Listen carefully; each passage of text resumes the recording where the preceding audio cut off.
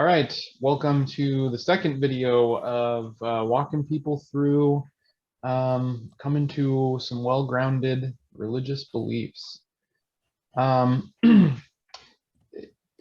is the goal of this two-part interview here, is to help people who are thinking maybe they need to think more about religion, God, the afterlife, the spiritual realm, things like that. People that think I need to do some serious consideration and make sure I've got some confidence in my beliefs in that regard. We're just here not to give people what to believe, but to offer some guidance on how to think through these things. So I introduced Jim, who's here with us in the first video. I'm not going to give another lengthy introduction. If you want to know all about his credentials, check out the first video. He's a guy who's been doing the sermons that I have posted to our website, and he's someone I've known for a good long time and has thought a lot about these types of things and how to walk people through their own thinking in regards to religion. So I'm happy to still have him here with me talking about these things. And as I introduced in the first video, we're going through different categories of individual, because you got to help people in different ways depending on where they're starting out at. And so in the first video, we talked for a while about atheists. If you're just coming in and I don't believe in God, but I want to think through these things a little more, how to walk them through thinking about religion. And then also we talked about agnostics, people who I'm not sure if God exists or not. I'm just kind of looking, just kind of seeking how to walk someone like that through thinking more about religion, thinking more about God, how to get them to some sort of firm conclusion. And that's about where we left off, is those two categories. So this video, we're going to talk a little bit more about people who have a little bit more certainties and coming in with a little bit more already preformed beliefs and things like that.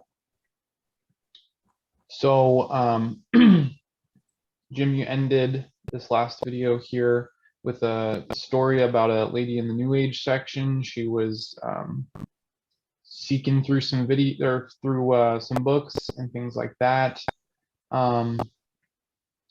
So there's a lot of people that I have talked with that say that they're spiritual but not religious. And I imagine this lady might have fallen into a category like that. And so these are people, they're not in this category where I'm not sure, they seem pretty sure. Well, I've got some, they're almost settled, I don't believe in a God. There's some guy up there sort of pulling the strings and running things. But there's spiritual stuff. There's not just, it's not just like that atheist that we talked about in the last video where there's just science and death and the end. They come in with more beliefs in their head about things that are outside of this physical realm.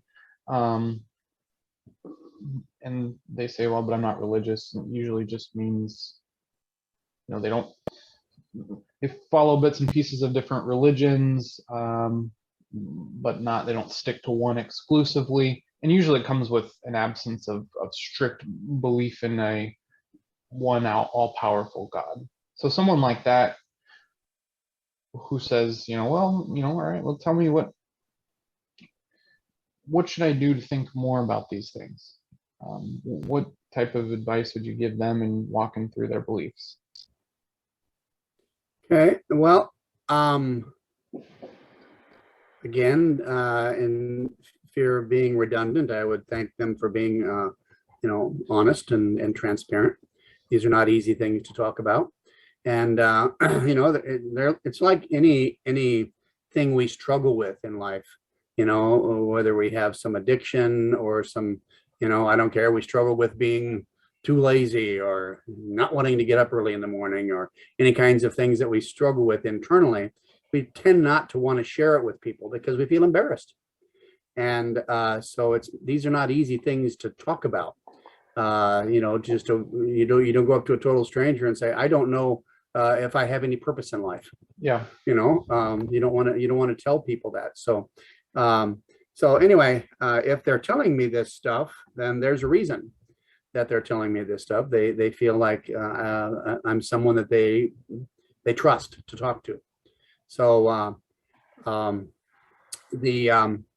then the route that I would take, but before I do go down that route, and you're probably not going to like that I'm doing this, but I did find on, and this is related to the last video, I did find that document on the purple spotted ground squirrels that I actually wrote that whole thing out. And it's never been, you don't have a copy of it. No one does, but myself. So I can send that over to you too. It's kind of, over the years, it's been very effective in showing people why atheism is not really a reasonable position to take. So you're right. Cat's going to get noisy. So, I'm going to let my cat upstairs while Jim continues. Okay. But back to what you're asking there about. Someone says, "All right, I'm looking for some kind of religious truth out there," but they might say, "Well, I don't want a religion. I just want to be spiritual." And I've had some people over the years take that view that they just want to be spiritual. I've had, probably more often than that, I've had people that say, "Well, I want to be religion, but I want to believe in a religion, but I don't want to believe in any organized religion." That's okay. The phrase that I've heard more than anything. Or organized religions. And I think really what that is, it's they're shaking their fist at what they see in the negative things they see in established religions. Like I mentioned in last video, they see people who are charlatans. They see people in there for money or for power, or for sex or things like that. These religious entities, there's nothing about the organization that is very attractive, and so they just sort of toss off all of them. I don't want any organized religion. And I typically say with tongue in cheek, "Well, how about if I found one that was disorganized? Would you take that one?" And of course they chuckle because that's the only two options, is organized or disorganized. So I said, it's not the organization that is your problem. It's what they're doing, how they're acting, is really your problem. And I get that. We all would have concerns with how people are acting, and why would we want to go to a religion in which it's full of people that we see we don't like what they're doing. It's just not going to happen. So, but the question of I want to be spiritual but not religious, to me is again, it's really what they're saying is, I don't want to have any connection with any of the established religions. I want to have my belief systems, but I don't want to have them connected to any of the religions. And as you rightly pointed out, typically that means I don't want to believe in theism. Or they don't want to believe in monotheism. They might believe in polytheism. They might believe in any other kinds of animism or things like that. But they mostly are rejecting monotheism. Again, because monotheism has an all-powerful God that you have to answer to, and it's not so fun if you don't think you're going to meet his expectations of your life. So. Being spiritual to me, and saying I want to be spiritual but not religious, is just basically just a rejection of religion is really what it comes down to. But they can't deny that there is a spiritual dimension. The real issue to me with someone making that claim is the if there's a spiritual dimension, and it typically follows, then that means that I am a spirit and I have life after death, and there are divine beings in the universe that I have to have interaction with them. I have to learn from them. And one of the things that's important for me to learn is what's necessary for me to get, when I cross over from this life to the next, to end up in a positive place.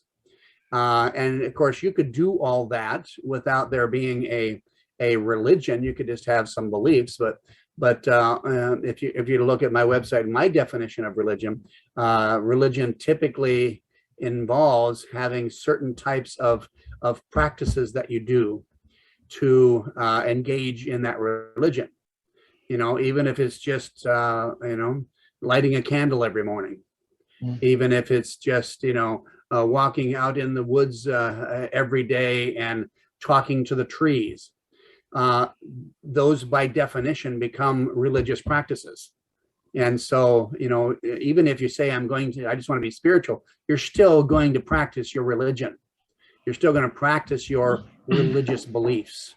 Sure. And so they just don't, usually, like I said, it's a rejection of monotheism and the stuff that they've seen people that don't act ways that they're comfortable with. So, but if you believe in a spiritual realm, you have almost definitely you have to believe in a life after death. And so that's a question that has to be answered. And the thing is that the four Western religious, the four Eastern religious traditions, at least since 450, 500 BC, have all taught reincarnation. And so the life after death question isn't that big of a deal, because, I'm going to have a whole bunch of lives after deaths. There's Right. this next one, this one's just going to be one in a series of thousands of them. So, and it's not a big deal, that sort of a thing. And most of the new age types of religions are come out of Hinduism, or they're tied to Hinduism and some of those beliefs. And so you'll find that the importance of dealing with life after death is just not very big of a deal. And so therefore what becomes important is what I'm doing right now. Sure. How can I make life better now? And usually what they're looking for is some, peaceful, happy, conflict-free life, because that's what we like. That's what we all want. And so they're looking for a belief system and practices that will allow for that, and, I mean, literally, and I've talked to people like this who will say to me, well, I reject anything that is negative. Okay. So, if someone comes up to you and says, well, I don't care, you shouldn't be beating that little kid in the head with a hammer. Well, I reject that. That's negative. You're saying something to me negative, so I reject that. So I'm not even going to hear it. And so they intellectually reject anything that comes into their lives that they don't like. And to me, again, that's no different than the person in the interview room saying, I just want to go home. Well, there's negative stuff that happens. There's the world is full of negative things that happen, and we can't just say they don't. We can't just hide our head in the sand and act as if they're not there, but they definitely occur, and we have to come up with some way to deal with them. So to me, saying you're spiritual but not religious doesn't help, because you still have to have some answers to the larger questions in life. Because if you have, let's say, I don't care, let's say you're spiritual and you believe in Thor. Okay. Okay. I believe in Thor, and I reject Nordic religions. I don't like them, but I like Thor. And so I just want to be living my life and being cool with Thor, and I'll walk around through life and pray to him and ask him to do stuff for me. And when good things happen, I'll interpret it that Thor is doing them for me. And if there's bad things happening, I'm asking Thor to intervene and reduce the problems with them. And so, you can do that if you're dealing with a divine being, a God that you want to have helping you in your life. If you want to have active in your life, because just being spiritual is, just thinking that, well, okay, all the trees have spirits, like animism doesn't accomplish much for you. It really doesn't take care of the problems that you have in life. To think that all the trees are alive and they have spirits in them is all well and good until there's forest fire. Oh, wow, this is bad. Okay. How is this belief helping you now? How is it taking away your crises that come into your life? How is it dealing with the emotional problems that you have in your life? If that's all you're dealing with is today in this particular life, then you would want to have a belief system that help deal with those things. Which, by the way, is the reason I believe that Hinduism was, for a large part in many places, replaced by Buddhism, because Hinduism basically said, oh well, and I know I'm simplifying this, but in general, it's saying, life sucks, suck it up. You're here because of things you've done in your past life, and let's just get through this one. And there was no real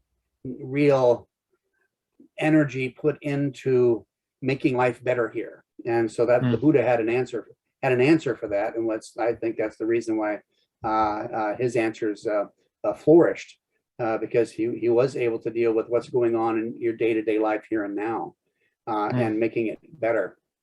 So I don't know if that completely empties my head on being spiritual rather than religious, but at least I think it's a bit of a start. Yeah, so I think so too. So then the question is, okay, you can come up with any religion you want to, and as my students know over the years, I told them I created my own religion many years ago, back when I was I was 21, I think. I created my own religion. I thought, well, what the heck? These other religions were created by people. Somebody sat down and made some stuff up and started teaching other people, and other people started believing them. And so why can't I do that? Why are they so special? Why can't I do it? And so I did. I thought, okay, I'm going to write my own creation account, and I'm going to write my own system of ethics, and I'm going to write my own idea of how I should live out my Christian, my spiritual life, all those sorts of things, and made up my own religion. Problem is, no one believed it but me, and even I didn't believe it because I made it up. I knew I created it, ex nihilo in my head. So, but that's the thing about these other belief systems. I think it's important to ask, where did they come from? Where did they come from?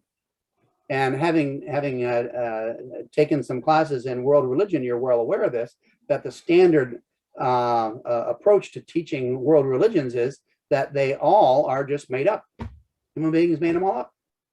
And if you think all the religions are just made up by people, then so what?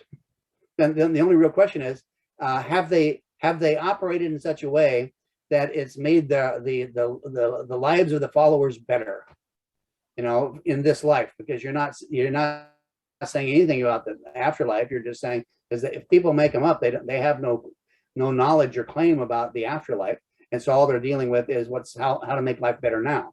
So if someone makes up a religion, and that religion is full of wise sayings about how to live life, like don't eat yellow snow, don't go, don't go into debt, over a certain amount for your income. Just wise things about life. If that's all they are teaching, well, then people would say, oh, this is cool. I like this. This is making my life better. But uh, in the history of religions, they all deal with, they have some things that they say about life after death. And if they don't, matter of fact, when I've taught world religion, then I would say they're not a real religion. They're just a bunch of people talking about stuff. A view on life after death, even if there's, it's widely different or you make it up yourself, a view on life after death is what in logic we call a sine qua non. It's a necessary element of religion. And to me, I would say it's a necessary element of spirituality. Because if we are spirit beings, we have to ask the question, what happens when our body dies? What continues on, and in what state does it continue on in? Oh, that's a dangling preposition. In what state does it continue on? Wait, that's another dangling preposition. But I think it's acceptable. So at any rate, the back to that, the sheet that I had before, if I can pull that up again, wait, Yeah. purple spotted ground squirrels, here it is.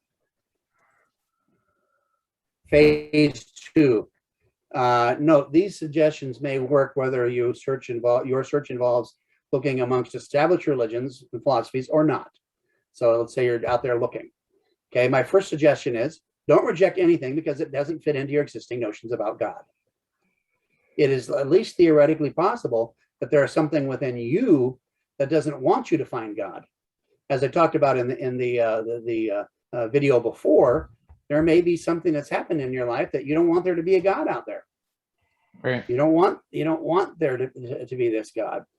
And so it's theoretically possible that in you there's something that doesn't want you to find God, or that's driving you to find a certain God that fits you. Okay. Then the next question is, do you want to believe something that was created in your own mind to suit your own needs, or do you want to follow what is objectively true? Shouldn't you be open to discovering truth rather than trying to create it out of thin air? So again, I'll use a real practical and somewhat common idea. Let's say you're a female and you say, I want there to be a female God. I want there to be a goddess that runs the universe and not a god, because goddesses are more empathetic and nurturing, and they're more intimate with us than these male gods. So I want there to be a female god. Okay, cool. So you go find a religion that has goddesses rather than male gods. Okay, fine. But the thing is, this is what this paragraph is saying. Do you want to believe something that was created in your own mind to suit your needs? Just because you want there to be a female god, a goddess running the universe rather than a god, that doesn't make it so. It's just that you're drawn to that for some reason. Okay. And what it certainly doesn't make, your desire for there to be a goddess running the universe doesn't make there being a goddess running the universe. Your beliefs don't create that reality. They just don't. So that's why I say, do you want to believe something that you've created in your own mind that just because it suits you, or do you want to actually figure out what's really there, what's truly there? Because if you've been believing your whole life that there's this goddess, and then you die and wake up outside of your body, your spirit stuff's going on, and you're looking up and there's a god in white hair and a beard and looking down with you, speaking in a deep voice. Why did you think I was a woman? It might not go well for you. I'm just saying, and the same thing, this is the same thing if you want there to be a male god for a female. I'm not saying either one is right or wrong. What I'm saying is that just because you want it to be so doesn't make it so. So the conclusion here is, shouldn't you be open to discovering truth rather than trying to create it out of thin air? Second suggestion is, are there any spiritual truths that you know for certain right now? Okay, that you think you know. If so, list them out. Okay, let's start with that. Start with that. Maybe you can build on that. Okay, maybe you can find something. Okay, I have 7 things that I know for sure right now. Maybe there's a religion out there that has those too. So maybe you should go look at that. But so the question is, if there's any spiritual truths that you know for certain right now, list them out. Then ask yourself the following questions of each of these truths. How do I know this? Why do I believe this? Where does this position come from? What is it based on? And could this be simply the way I want it to be? We all have internal moral codes and consciences. And so there's things that we want to be the case. You know, we want things to be certain ways. When I was a little kid, it really bothered me when I saw kids getting bullied by other kids. It really bothered me when people said things that hurt other people's feelings. It did. It made me really sad, you know, and I just didn't like it. I didn't like it that people were mean to each other. It really bothered me. So, that'd be something I'd say, okay, then I believe that it's wrong to bully other people. Okay. Now, so my question is then, this would be on the list, that's a spiritual truth, that it's wrong to be a bully. It's wrong to bully. And then ask yourself this question: how do I know this? Why do I believe this? Where does this position come from? What's it based on? Well, it's because I don't like it. I don't like it. I see it and it makes me uncomfortable, so therefore it's wrong. Is that a really good and secure way to discover truth? Because really that's what that comes down to. Again, as I said in the last video, it's putting you as the center of the moral universe then. Because I don't like it, therefore it's wrong. Because it makes me feel uncomfortable, therefore it's a spiritual truth. And to me, that's, again, not a very safe way to approach things. Because again, the real question is, why do you believe that? Where does this come from? You know, if someone said, well, I believe that it's wrong to bully because my next door neighbor Tom told me so. Okay, that's an answer at least, because someone who I hold to be wise told me. Okay, cool. All right, so then you're looking to Tom as a source of spiritual truth, which is fine. We all want to look for somebody to be a source of spiritual truth. So he is just picking out Tom. So then down to number 3, is it possible that one or more of the established religions or philosophies have it completely right? Maybe one of them's right. You know, maybe Mormonism has the answers. Maybe it is the true religion on the planet. Maybe it is. Okay, if it's possible, if so, then if one of them is completely right, then it would seem logical to seek it, find it, and believe it, and follow it. Okay. If it's not the case that one of them is right, then is it possible that one or more of them have some parts of them that have truth within them, at least within their general doctrinal position? If so, how can you discern this and distinguish them from falsehood? And most people actually look at life this way when it comes to looking at the different religions, although most people really don't know what they teach. They have some idea in their head, and quite often they're wrong, but they have some idea. But they tend to pick out of those religions the thing they like. You know, I like that there's not this or that and the other. I remember I bought a house from a couple many years ago, and they were followers of the Jehovah's Witness religion. And I talked to the lady, and I just asked her this blunt question. I said, you know, I've always wanted to ask this question to a Jehovah's Witness. You know, you and I both know, of course, this was, probably 40 years ago. You and I both know that Jehovah's Witnesses don't have a good reputation, amongst the average person. They go door to door and, they whatever. just the kind of how they act, etc. And she said, yeah, I would agree. I said, why would you want to join a religion that doesn't have a good reputation? I thought it was a reasonable question, and she did too. And so she gave me her answer. The reason that she became a Jehovah's Witness was because her younger brother was killed in a terrible accident. And her younger brother was what's the right good way to put it? He was a naughty guy. He did a lot of bad things. And in the religion that she was a member of before this occurred, he was in hell. She didn't want to believe he was in hell because that would be a truth that she couldn't live with. It would tear her apart, thinking that this was the case. And so she was suffering from, real cognitive dissonance there. I love my brother, but my brother's suffering. I can't hold these two things in my head at the same time or in my heart at the same time. So what am I going to do? And she said she had some Jehovah's Witnesses come to her door and said, and she talked with them, and they said, well, your religion is teaching us hell, and there's not really a hell. Your brother's not in hell because there isn't one. And so that religion gave her relief from her cognitive dissonance. It gave her relief.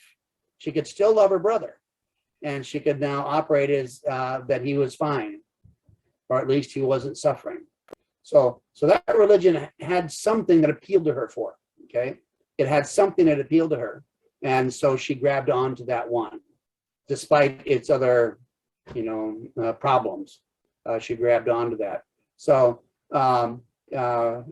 there's parts of religions that we can grab onto and parts that we reject. Although most people, at least in my experience, most people these days think it's perfectly fine to say, I'm going to grab, it's like you're going through the grocery store and I'm going to grab this box of cereal, and I'm going to grab these green peppers instead of some other ones, and I'm going to get this can of soup instead of this can of soup.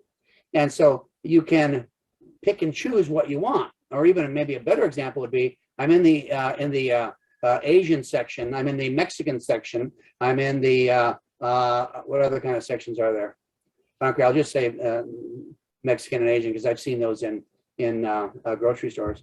And I'm going to go and get a couple things from the Mexican section and a couple things from the Asian section and a couple things that aren't from any of those sections, and I'm going to put them all together and make a meal out of it. That's the way they treat religion. I just want to take from each of them. I'll take a couple things from this religion, a couple things from this religion, and a couple things from this religion, and then that's going to be my religion.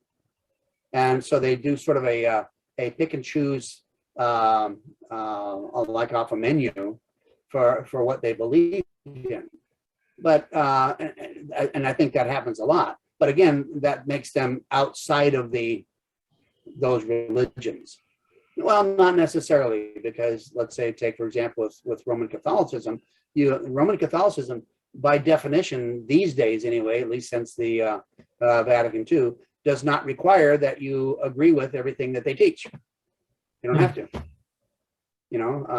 You'll find, especially, it's been coming up in the news here in the last, literally just in the last month or so, you have some news articles where you have some archbishops who are saying that our president shouldn't be, he should be, kicked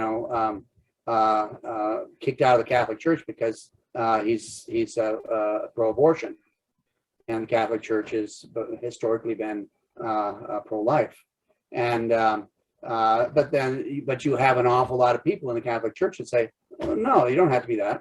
I can be a Catholic and still be pro-abortion. I can still be a Catholic and still be X, Y, and Z.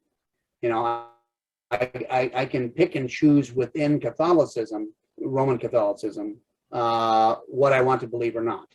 I'll associate myself with and call myself a Roman Catholic, but I'm going to have there's a list of doctrines that I reject. That's fairly common, especially within Roman Catholicism, just because it's so large. But generally, you see that that amongst people today too, in the Western traditions. You don't see it nearly as much in well, you don't see it as much in Judaism or in Islam as you see in Christianity. It tends to be a little bit more monolithic, but it happens in all of them. So, Sure. okay. So the question then is, how do you discern this and distinguish this from falsehood? So that's the question. And then the last question is, what signs would suggest to you that any existing religious or philosophical tradition has some large chunk of the truth? Does this true religion manifest itself in some obvious way so that you can recognize it? If so, list these signs out, then ask yourself the questions found in 2.1 above. You go back up there. So is there a religion that you've gone through all this and you say, yeah, there is one religion that seems to really fit and really manifest itself and has a lot of truth in it. Okay. There has to be something about that. Still has to be something about that religion that draws you to it. And I remember, again, I'm quite a bit older than you, so I've seen changes in our society that you haven't seen so much. But I remember when I was growing up, I never met a Muslim. Never did. There weren't any around in Omaha, Nebraska. There just weren't. And now, as time goes on, more and more and more Muslims have been integrated into the society here, and so their practices come out. But I remember the first time I saw what was obviously a Caucasian a girl with the hijab on. Hijab, sorry. And I said, why would, because I typically in my mind, I associated Islam with Eastern cultures and the Eastern peoples. And so why would someone do that? In my mind, and I'm trying to be completely honest here without being judgmental, in my mind, the notion of requiring women to cover their bodies because men can't control their sexual urges is, well, just be blunt here, demeaning to women. The women have to take care of the problem because the men can't solve their own. And so I thought, why would a woman want to associate herself with a religious tradition that treated women that way? Why would they do that? There must be something about that religion that is appealing to them, so that it overcomes these other things that are not appealing to them. Now, I'm not saying that it's not appealing to every single woman in Islam to wear coverings, because some of them, say that's exactly what I want to do, because sure. It's a part of my practice, and they will. But I'm talking about in a society where it's a sort of a fairly new introduction into the society that religion is. So I asked myself that, why would people want to do that? It's really the same question why I asked that woman, why would you want to become a Jehovah's Witness? Right. Like what there must be something in that tradition that's attracting you to them. And what is it? And just because there's something that's attracting you to one item or one element of that religion, does that mean you automatically then have to grab onto all of it? And people can say, well, logically, no, there's no reason I have to. I'm just going to grab onto some of it. The problem is that historically it's been the case. It's not that case recently as much. Historically, it's been the case that if you didn't grab onto all of it, then you were not considered to be a real follower.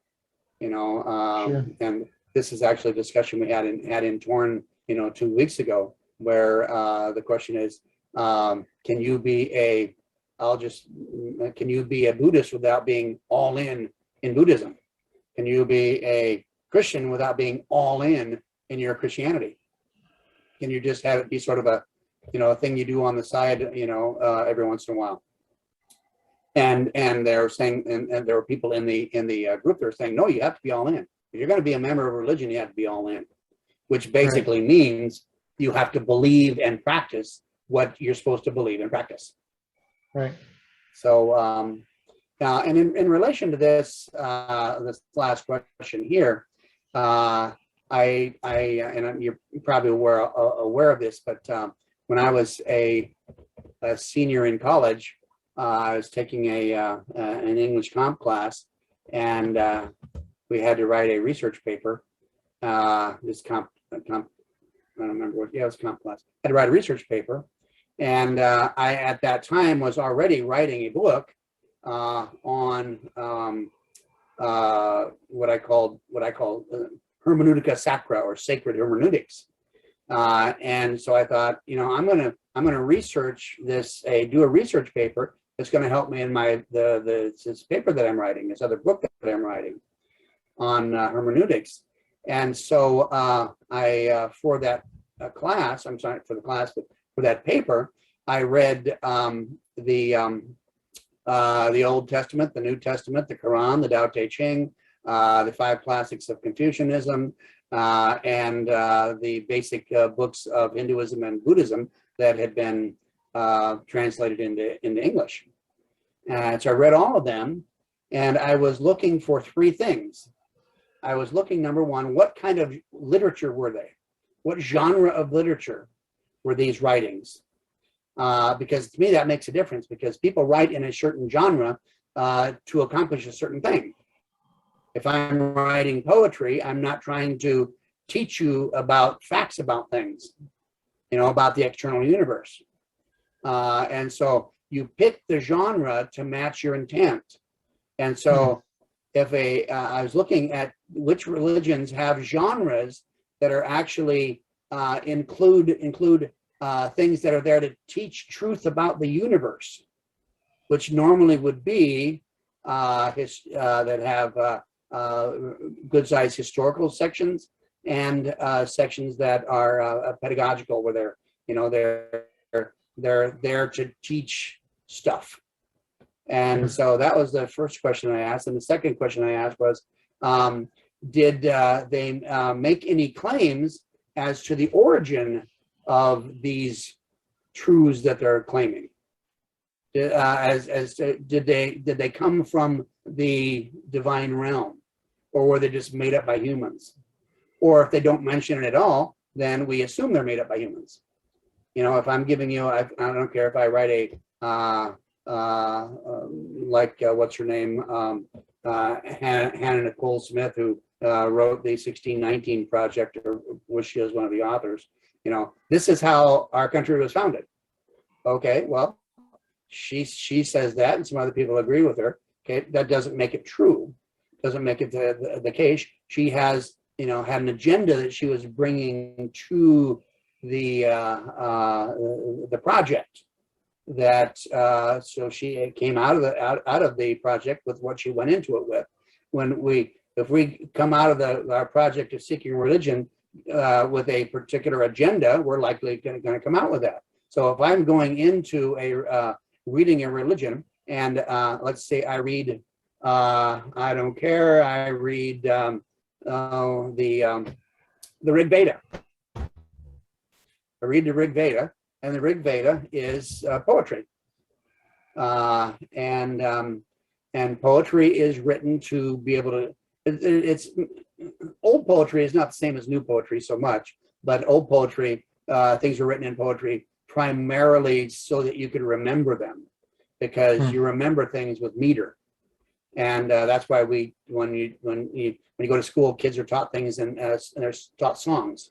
Because it's not that they're remembering the tone, they're remembering the meter. So we remember things in meter. So if there's rhythm to it when we learn it, we can remember it earlier, or remember it better, I mean, and especially when we're young like that. So I didn't relegate the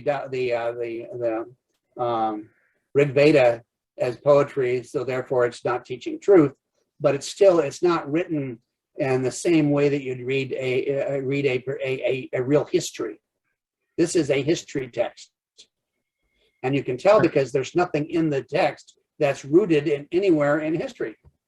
The events that are there described in the Rig Veda could have happened 1,000 years ago. They could have happened 10,000 years ago. They could have happened 1,000,000 years ago. They could have happened 1,000,000,000 years ago, because they're not rooted in any other kind of history that we're aware of. Mhm. So it's not a history. It's not a true historical account. And so I wanted to find writings in these religious traditions that had claims that they got this information, like in the Rig Veda, but it's talking about how the universe was created, how these gods did these certain things and killed these other gods and, created the universe, blah, blah. Question is, how'd they know that? How the person who first wrote this down, how'd they know that? Were they there? Right. Okay, so if they weren't there, how do they know that? Where did they get this information? What's the transmission line? What's the trajectory of this knowledge? And if they don't say that some spiritual beings who existed during that time told them that, then I'm going to say, well, then where did they get it? I'm going to ask, where did they get it from? How do they know these things? If they make a claim that the gods told us, then okay, then that's fine. But if they don't make the claim whatsoever, then I would assume that it was something that was man-made or woman-made. It was created by the human imagination. And the third criteria was, did these religious traditions make claims that were verifiable and or falsifiable? And if so, can we verify them, or can we falsify them? Well, that's actually saying the same thing. Have they been verified or falsified? I guess is a better question. So, if someone came to a religion, came to your door on Saturday, say, "Hi, I'm from this new religion, and it's based on the claim that the city of Philadelphia does not exist." You'd say what? Sorry, I got other things to do, because that's a verifiable or that's a falsifiable claim. Okay, so there is a religious tradition in the United States who makes it as a part of their basic doctrine, their core doctrine, that human beings never get sick and they never die, and so that's a falsifiable claim. And so again, but if you make in the religious tradition has no verifiable or no falsifiable claims, then it's why would I go for it? Because it sounds good. Okay. Right. And so when you put something out that's verifiable or falsifiable, you're putting yourself out there to be tested. You're putting yourself out there at risk, because someone can say, well, no, that didn't happen. Right. If I make a claim that, let's say, for example, that I don't care, I'll just make this up, that the city of Athens was leveled to the ground in 500 AD by a volcano, and it leveled it and killed everybody in Athens. And they go back and do a historical dig, and they say, no, that never happened. There's zero evidence this ever happened. Now, that doesn't mean it's never happened. They're just saying there's no evidence to it. Okay. Sure. But at least when you make that claim, you're making a claim that is falsifiable or verifiable. Okay. And so to me, that's what I was looking for, is that if they went out on a limb and made claims that were falsifiable and verifiable, then that gave me more certainty that this might be a religion that's teaching truth. Okay. So anyway, I wrote this a paper then for class and turned it in, and but the whole point of the paper was, is there some kind of criteria that we can use to help us sort through all these religions. And I thought these three criteria would be fairly good and important criteria if we're looking to find something within the established religions. Sure. Okay.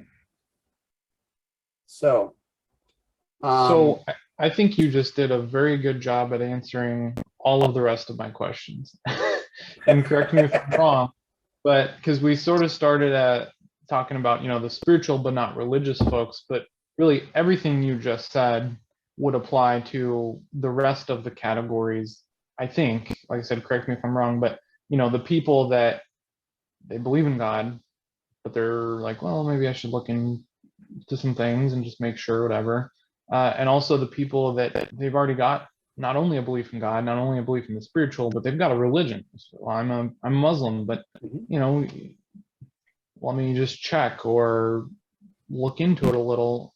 I think everything you just said would really apply to those types of folks also. Is that right? Is there anything? Yeah, I would think so. Yeah, there Okay. is another small category, and that is people who are searching and they're rejecting because of something they've been told about that religion. And I had this happen to me just a couple of weeks ago. I was chatting with a fella online, and he was saying, well, I'm not going to tell you what religion it was or what was going on, but he was rejecting a certain religion because the religion taught, X, Y, and Z. Mm-hmm. And I said, who told you that? No, that's not what they teach. He was totally wrong. He was totally wrong. I said, you need to go look this stuff up for yourself. Don't believe people around you that say stuff. Just don't. You have to go look for yourself because there's people out there who have agendas and where they're trying to lead you or where they're trying to lead you away from. So you have to do that, to be diligent and search these things for yourself and not just rely on other people and their claims. Yeah, that's good. So if we are wrapping up here, I would just like to say to the people watching, people fall into these categories, but people aren't categories. Ideally, if you're the type of person who wants to kind of hash this stuff out and think about it and all that, I mean, ideally you'd find someone to talk it through. I mean, if someone, was on my website and whatever, watched this video and thought, okay, let me, think through some of these things, I'd love for them to reach out, shoot me an email and talk with them one-on-one, because these are just general, broad advice we can give just in general, but people are more specific and complicated than that. And so, yeah, ideally, I'd love to just talk to people one-on-one and see, well, what are your beliefs and what are you thinking, and kind of walk them through these things one-on-one. There's one thing I wanted to say. And the other thing is just to encourage people. I can imagine a lot of people would see this document and walking through this and think, well, that just sounds complicated. And I can't do that. I can't list out my criteria for what would be a reasonable religion, So I just would want to encourage people that, for one, it's easier if you find someone who can kind of help walk you through it. But also do the work. It isn't as hard maybe as you think to just even start small. Sit down for an hour and just go, all right, I'm gonna give myself an hour to think about what happens after death. It might be worth it, and Sure. Put in that investment, because it's, I would say, maybe you're smarter than you think, or maybe this stuff isn't as complex or difficult as you might think. So I just want to encourage people to think about this stuff and not be intimidated by it. Sure. And I think, I think that's great advice. And I would also add another, I think would be a good advice. If you're in one of these positions where you're a maybe theist, but you're not sure. Yeah. If you're a maybe theist, you can, in all legitimacy, without being two-faced about it, say, you know what? if there's possible a God out there, I would like to have this God show me that they're there. Mm. You know, give me something to grab onto.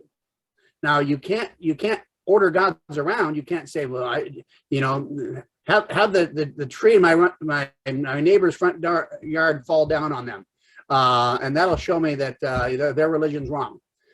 Something like that. You can't create your own scenarios. But if there is a God out there, then you say, can you show me?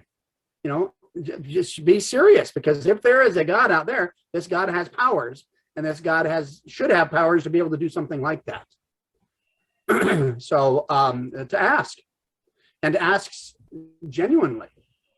And to me, Yeah. that's one of the things that over the years I've done, and I've been sort of cautious about doing this, because a lot of people will come and ask questions and open up a dialogue with me.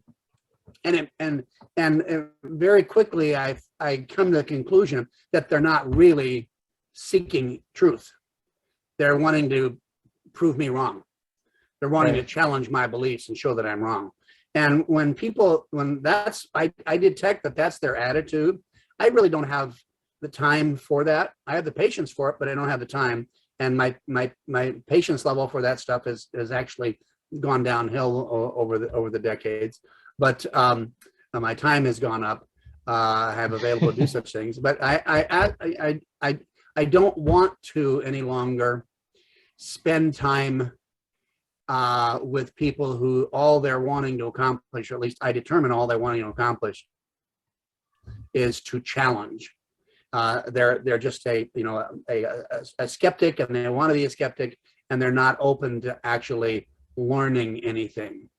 And when someone's like that, I'll say, you can go talk to somebody else.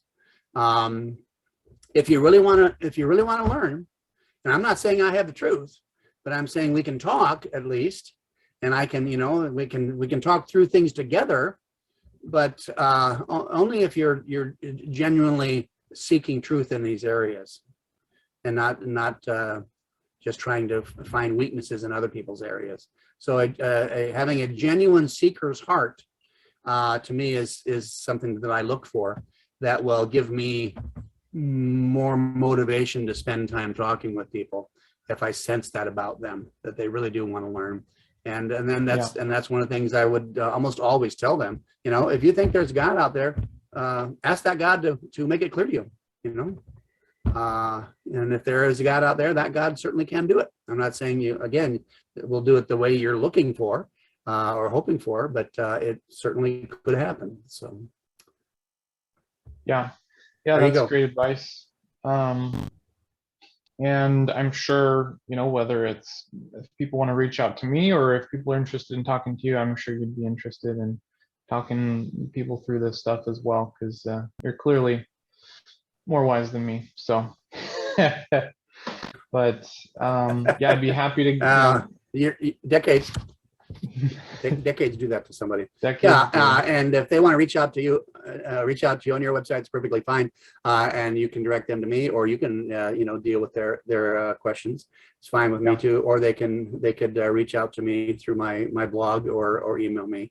And if they do want to follow more, we can open up a real-time discussion through texting, or even through Zoom, to talk to people. So because I love helping people who are genuinely need and know their need, and so happy to do that. Very good. Can I say my blog name, or is that too self-serving? No, please. Okay, I have a blog. It's just my name, jimshaul.org. And it's got stuff I've written on there over the centuries, but I'm not that old, over the decades. Yes. Okay. But JIMSHAUL.org. Mm-hmm. That's the spot. So, as far as I'm concerned, I can just reach out to you too. Because I got plenty of stuff to do here. I know you just sit around, you're like the deist God. You're sitting back in your rocking chair, twiddling your thumbs all day, Twiddling my wondering thumbs. what Yep. wondering what to do.